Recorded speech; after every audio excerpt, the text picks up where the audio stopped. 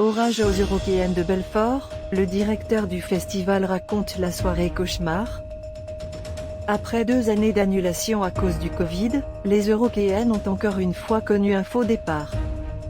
Cette fois, ce sont les pluies diluviennes et les bourrasques de vent qui ont gâché la fête. Ils attendaient ce retour depuis 3 ans, mais les espoirs des festivaliers des Eurockéennes de Belfort ont été littéralement douchés.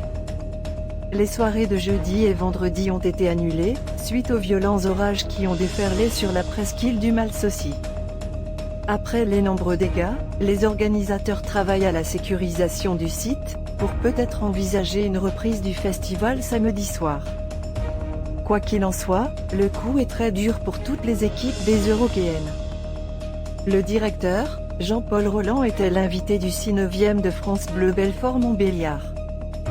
FBBM, racontez-nous la soirée d'hier aux Eurockéennes. Jean-Paul Roland, nous avons ouvert les portes à 16h20 et une demi-heure après, il y a eu un vent très puissant.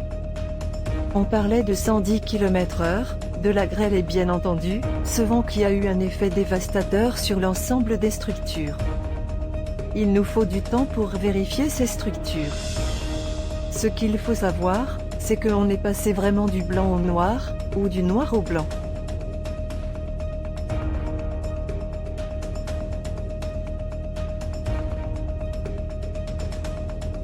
Nous étions en lien avec Météo France et la préfecture, et rien n'indiquait que quelque chose de tel pourrait arriver à ce moment-là. On compte 7 blessés. Où ces personnes ont-elles été blessées? Essentiellement à l'entrée. Il s'agit des gens qui n'étaient pas encore entrés, avec une tour lestée de 4 tonnes qui est tombée. Il y a eu aussi, je pense, des panneaux tombés qui ont pu blesser les personnes. Les dégâts, considérables, vous obligent donc à annuler la journée du vendredi? Oui, la décision a été prise assez rapidement. J'ai vu de mes propres yeux les personnes meurtries, qu'on a aidées avant l'arrivée des pompiers. C'est vrai qu'on l'a vécu en live au milieu. Il faut être prudent.